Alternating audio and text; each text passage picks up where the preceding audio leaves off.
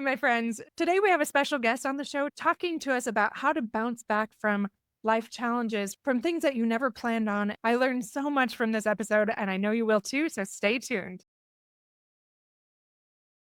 Welcome back to Fulfillment Therapy. Today we have a special guest on the show, Jen Hansen, master mind power coach with a true passion for empowering others. Her most cherished roles are being a wife of 19 years to her wonderfully patient husband and a proud mom of 6 incredible kids. She's driven by a deep desire to give her best every day. Her greatest passion is helping others unlock their potential and achieve their best selves wherever she goes, whomever she encounters. I can attest to that. She's wonderful. I really love being around her. Thank you for coming on the show today, Jen. I could say the same about you, Kendra. Honestly, I feel honored to be here. I do feel like we think about things for a reason. So I'm excited to see what unfolds because there's a reason and purpose for it. So thank you. I'm excited. I'm actually really surprised you haven't been on the show yet. I was thinking about it. I was like, no, I know she's been on the show before. And then I went and looked. I was like, no, she hasn't. This is crazy. It's kind of how I see things, right? Exactly. That's perfect. Well, I love the perspective. I wanted you to come on and talk today about setbacks, derailments. I've been working with a lot of clients lately that have been feeling kind of stuck and discouraged by life not going the way they want it to. And I know that you have some of those stories. I do. We all do, of like, okay, this was my plan and it's not even close to what I thought it would be. So, do you mind sharing what's the first thing that came up in your mind when I talked about the topic? Everybody, I'm sure when they're asked that question, just like flooded with all the things. To me, it wasn't hard to come up with something. However, I think one of the most recent setbacks this year that really, I think, made the most significant change for me and our family, because my choices have really affected our family. At this point, I'll get vulnerable because it's not necessarily about me to be okay. The beginning of the year was already a bit challenging. Our industry can sometimes be swayed by weather, actually, all the time be swayed by weather. So it was already a bit challenging, but a weird, unexpected thing happened probably around 7 o'clock. No, 7:20. I was with the little kids. We had dinner set, expecting two of the kids and my husband to be home. Actually, all the rest of the kids were coming home in their different cars and from different places. They're all going to be home. I had dinner ready and it was a great night. It was beautiful. I felt the spirit. All of a sudden, I get a phone call. And my husband, his voice is shaking. And I'm like, whoa, what's going on? And he says, I think I just ran over a person and killed him. Like, no joke. In those moments, everything just stops. And you wonder, what does this mean? I may not have a husband anymore. I may be a single mom. What am I going to do? Like, all these things just, what can I do to help? He was just a minute up the highway. I could see it from the house. I could see the lights from the police officer up there. He's like, I need you to come get the kids. There's 2 kids with him, which was awful in and of itself, right? And he was trying to keep him from seeing the person. And so, long story short, the good news is it wasn't him, but he was the next person at the scene who hit this man's bike who had been hit previously. Wow. There's a lot of emotional trauma to work through. I was grateful. I feel like I made the switch and I'm like, you're home. I have a husband. You're not in jail. There was a huge emotional traumatic thing to work through and release. And I didn't realize how much my supporting him through that was weighing on me until I hit the wall and I was exhausted and just emotionally a wreck. Yeah. The cool thing was, I feel like there's so many blessings and miracles to that because we chose to just sit back and say, whoa, this really sucks, but now what? What are the blessings in all of this? Like we were trying to see them. And in that moment, we recognized there's actually a ton of miracles that happened through this whole thing. And we label it as Heavenly Father's humorous way of checking to see if we were prepared to turn to Him in the most challenging time of our lives. And we did.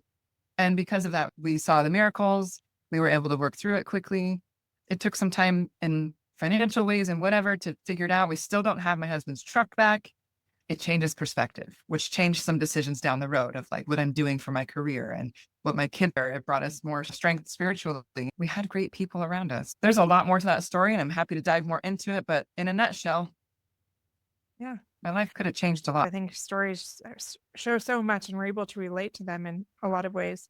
So in this story, like how did that shift your perspective? And you had these moments, right? Like you said, I'm not going to have my husband. I'm going to be raising his 6 kids on my own. What does this mean for us? But then afterwards, did you feel like you had this shift in what your priorities are or how you see things and then how you went about doing things afterwards? Yeah. Well, kind of like the honeymoon phase of a challenge. It's really easy to do all the things, right? But like keep in that perspective and do things according to that perspective. Be really studious, extra prayerful, and intentional with my kids and my husband. Spend the time, invest the time with your loved ones because you just never know. Reality is, it doesn't always stay that way. That's why I call it the honeymoon phase. But the nice thing is that I have that marker that if I do get off track, I'm like, you just never know. It's different when you've experienced it because there's the emotional attachment to that whole experience that just takes you from here, getting off track to like here really quickly. Biggest thing was time with family, being intentional. And then just, I mean, that's really the biggest thing, Yeah. biggest thing, because there's so many distractions. I think if we're going to go broad spectrum, the world, just so much distraction. Yeah, I recently went on a trip, really grateful to do it. I left for 3 weeks and I didn't have any Wi-Fi, any texting, any calls. I didn't realize it was going to be that disconnected, but it was glorious on so many levels. But then to come back, it was like being on another planet. I had no idea what was going on in the world, nothing at my house.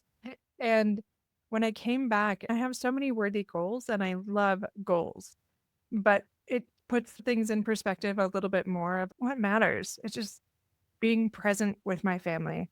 It being still more. I'm reading this book called The Ruthless Elimination of Hurry.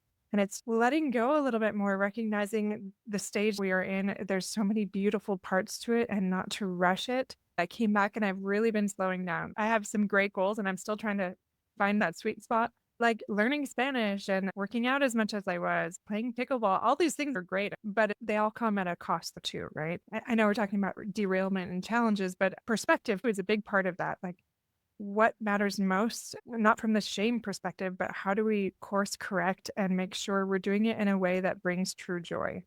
So thank you for speaking to that. Did anything else come up? Any other thoughts on your life's journey and maybe at the time disappointments that ended up being exactly what you needed? I'll also speak to my spiritual journey just over the last year. Last year, I dove in to a career choice as a coach working for someone else full time. It was about 8 or 9 months, very full time.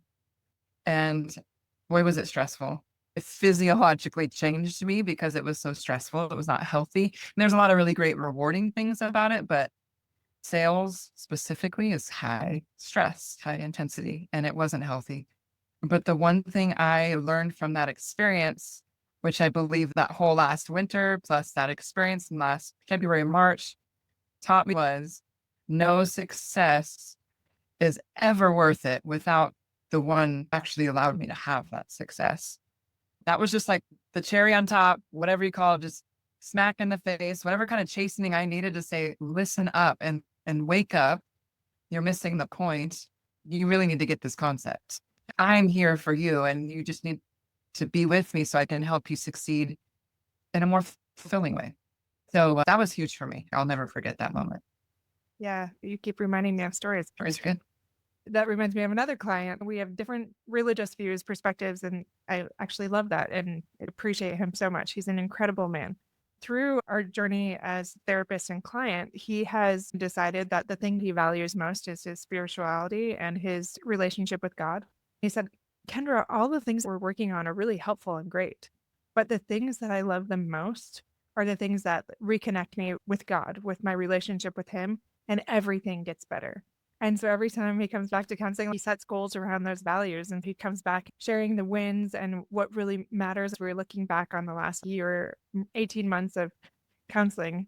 And he's like, yeah, it continues to be the number one thing for me because everything else falls into place when I improve that relationship and come close to him, when I nurture that relationship. And I just thought it was so great to hear because people sometimes try to take spirituality out of everything. It's not very trendy, but It is what brings a lot of joy for so many people. I would like to say It's the everybody, essence but of not everybody. anything. But I love how that has been a lot of peace for you. Not all listeners are Christian or believe in God necessarily, but that peace that comes to you for that. Tell me a little bit more about some thoughts that you had as you were thinking about this interview. Some of the things that really have stemming from all of that I've learned and I've taken and applied over the last 6, 7 months or so, Mhm. the big decisions that seem like the biggest decisions ever in the moment or the biggest issue in the moment, it just makes them not matter as much. I guess the perspective, right? When you go and so, for example, here's another short story. There was a huge inspired thought that really took me by surprise because as listeners heard, I'm a mind power coach and that's my passion. I love coaching, just like you love counseling and coaching others. That's what feeds and fuels me. I had a stark impression that I needed to not pursue it heavily, set it aside, be open to it, but not really pursue it because I didn't feel as mentally and emotionally present and available for all the kids that we have. One's going on a mission, just graduated. Another one's graduating this year. And another year and a half, another one will graduate. And then the next one will graduate. Right after them, I have two left. This is big stuff. And I want to be more present. And so in the moment, I found myself thinking, why in the world would you even consider? And it was very critical of myself. Like, you can't stop that. You've been working so hard on it for so long. And I said, well, why not? I asked myself, well, why wouldn't I? Or why couldn't I? It's my family and it's not going anywhere. And I asked myself, why am I having these thoughts? And I realized it's because I'm comparing myself to what others have done and I haven't done yet. And I was like, well, that's silly. So while I probably would have stewed over that a lot longer without the extra perspective I had just gained, I think that really helped in that moment. Now, that being said, I released myself from any extra activity that I was currently doing to pursue my coaching career. And it made space. And you know what happens when you make space? Something tends to fill it up. As that space was made, it was like telling Heavenly Father I was ready for something greater. And He allowed me to be a Relief Society president, like 2 days after I made that decision. It's interesting. And 2 or 3 days after that happened, I think the biggest thing was that I made space and I wasn't allowing Him in my life like He needed me to. I made the decision. He allowed me to do something else that was going to help me grow the way I needed to grow right now. And then I was given an opportunity with Costa Vida. I live next to the neighbors, or I live next to the owners of Costa Vida. They just needed me to be a relationship builder and to do it with athletes. And I love coaching athletes. It didn't take a lot of brain power. It was more of just sales. I didn't have to sell Costa Vida. It's already amazing. I'm everybody's best friend without having to try. Here's food. When you come in town, I got food for you. It was flexible how I needed it to be. And I was still very present with my family. But making that switch really changed our family dynamics and what it needed to be at that time. And now, as a Relief Society president, there's just so much. If you don't know, listeners, you deal with a lot of people's stuff. Well, we got stuff here we're talking about, but times that by 160 or more. And you got stuff all the time that you have to filter and help and coach and counsel, all the things, right? So my skills and talents are being used differently. Every day I get to look in the mirror and think, I'm not doing as much as I feel like I should or want to or need to, but actually I'm excelling here. And it's like this rat race sometimes of like, should I, coulda, woulda, and I'm shooting on myself. And I'm having to change it real fast, because it's good. We know we can try to change things up as fast as we can, but the perspective comes back. And I'm like, does it really matter? Not really. But I can move on and I relieve that stress and I go, like, what in this moment matters the most? So it just keeps coming up. What matters most in this moment? And I just love it. I loved how you asked yourself the question, why couldn't I? Because we're similar in this. We love our goals. We have this vision. We like to stick to it. We like to grow. We have this plan. And I love that. I think it can be a superpower and it can also be a vice when we're so attached to that plan. For example, I got up this morning to go to the gym and I was so exhausted and tired. My husband's like, why don't you go later? I'm like, because I go in the morning. That's what I have to do. Maybe it's okay to deviate from the plan sometimes. Flexibility. Yeah, exactly. But just saying, so why couldn't I? And then recognizing, like, being still enough to explore that. Okay, maybe I'm comparing myself to others and maybe I can let that go and release yourself for something greater, like you said, and not just having that tunnel vision that prevents us from having these greater opportunities or ways that will refine us and help us grow and be better for our family. I think we get so hyper focused on things sometimes that it can detract from what does matter most, like we just talked about. So before we started, we were talking about our own things, and my kids, the two youngest, have not been challenged and they're kind of not thriving in school as much as they thought. And I do not like homeschooling, but the more they're talking, I'm starting to feel like these little nudges that maybe I need to explore it, which kind of makes me want to throw up, to be honest. Hate to be real here. 100% agree. Yeah. And it doesn't always go how we want it to, but what's going to bring us more joy ultimately and long term is, am I going to have more regret that I set aside maybe some professional pursuits in order to provide that for my kids? We're talking about a very small amount of time in their lives. And like you just said, you're thinking about like, I have this much time before my kids are moved out. I'm starting to think about that. My youngest is 9, and if they are really thriving, they might even graduate early, my youngest too. So there's not much time. Thank you for speaking to that and reminding us, okay, what does matter most? Mm. What about for listeners that are feeling like, oh, it's just hard to keep this perspective. It's hard when I feel derailed. I'm discouraged and overwhelmed. I don't know what to do. What would you say to people that feel like they've been in that situation? There was a talk I just listened to, and I'm learning and I'm trying to practice better asking the right questions, whether it's in prayer or if it's just in the moment where I'm trying to make a big decision. Sometimes the question isn't, should I do this or not? But it's like, what if I do? What if I don't?